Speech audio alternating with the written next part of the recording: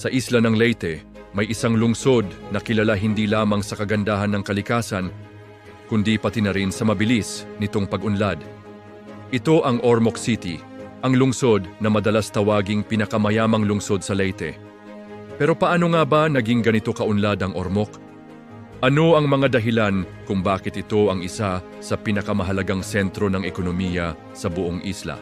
Alamin natin ang kwento ng lungsod na ito. Matatagpuan sa kanlurang bahagi ng Leyte ang Ormoc City. Nakaharap ito sa dagat ng Ormoc Bay na nagiging mahalagang ruta ng kalakalan at transportasyon. Noong 1947, opisyal na naging lungsod ang Ormoc sa pamamagitan ng Republic Act No. 179.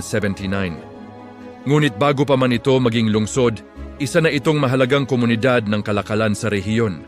Sa panahon ng World War II, naging sentro rin ang lugar ng isang malaking labanan na tinatawag na Battle of Ormoc Bay, kung saan nagtagpo ang puwersa ng mga sundalong Amerikano at Hapones.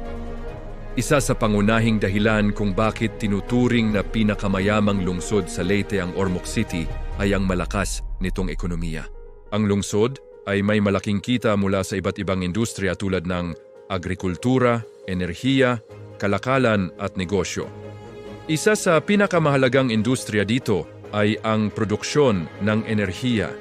Matatagpuan malapit sa lungsod ang Tongonan Geothermal Power Plant na isa sa pinakamalaking geothermal power sources sa Pilipinas.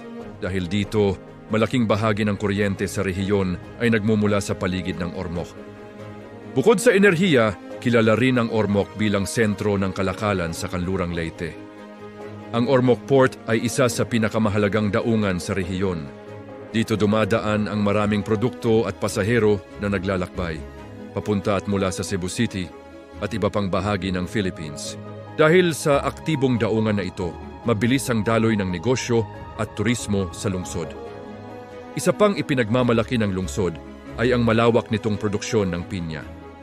Ang Ormoc ay kilala bilang isa sa mga lugar sa Leyte na may malalaking pineapple plantations. Ang mga produktong agrikultura mula sa lungsod ay hindi lamang ipinagbibili sa lokal na merkado, kundi ipinapadala rin sa iba't ibang bahagi ng bansa. Bukod sa ekonomiya, mayaman din ang Ormoc City sa magagandang destinasyon. Ilan sa mga kilalang lugar dito ay Lake Danao National Park. Isang malaking lawa na napapalibutan ng kabundukan, Alto Peak, isa sa pinakamataas na bundok sa Leyte, Veterans Park, isang parke na may makasaysayang monumento. Ang mga lugar na ito ay patunay na hindi lamang mayaman sa ekonomiya ang lungsod, kundi pati na rin sa likas na yaman at kultura.